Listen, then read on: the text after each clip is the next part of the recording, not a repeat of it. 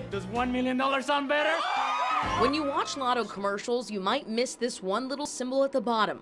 But Judy Hicks says it's the reason she voted for the lottery 20 years ago. We felt like it would support education. Where'd she get that idea? There were TV commercials, ads in the paper, signs up all over town saying, you know, vote for the lottery. 100% of the profit from the Texas lottery will go to fund education. Yeah, right. Where? KCBD News Channel 11 launched an investigation into why all these numbers aren't adding up to more and more money for education. Several current and former lawmakers say it's because that was never the case. Advocates for it were saying that it was going to be 100% education, which really, in reality, it's not. Truthfully, it was not allocated to education. It just made it another source of revenue for the general fund. And between 1992 and 1997, that's the only place the lottery money went. Over $4 billion deposited into the General Revenue Fund, which can be used for any expense of state government. Didn't say we'll go to education, said it will be enough. That was the deception. It wasn't until after 1997 that a part of the lottery proceeds was specifically directed to the Foundation School Fund.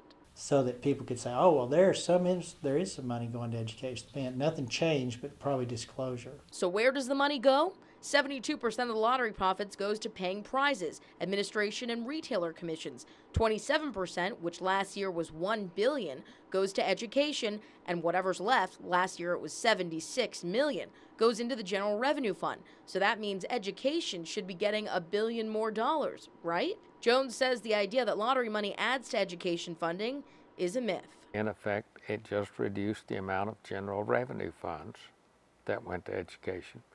So the net benefits to public education was zero. Meaning that if the lottery was giving $1 to education and the General Revenue Fund was giving $10, that would equal $11. But what's really happening is that the General Revenue Fund is thanking the lottery for that $1 and only putting in $9, meaning education gets the same amount. It's not an increase for education, it's just an offset.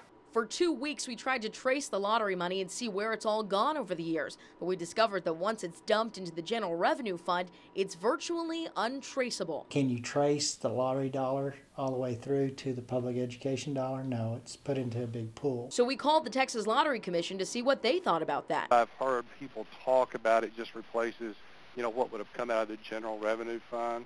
But you know what we're responsible here at the Texas Lottery is to generate revenue to help support education. When I asked where he heard the idea that the profits are not an increase for education, he responded, Probably shouldn't even said I heard it. I don't think I've ever been asked that question directly in the 8 years that I've been here. I think the whole thing was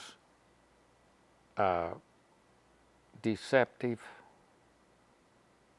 advertising and never being honest up front about where the money would actually go. They lied to us. And that's basically what it is. It's an out-and-out lie. When we explained to Hicks that $1 billion was never truly adding to education, she was disappointed. They need to look at every kid walking down the street and go, yeah, I took money out of your pocket. I robbed you. But is there a solution? You ought to have your legislators force it to where all net proceeds go to education. And that's the only thing those monies can be spent on. But that's probably not going to happen either.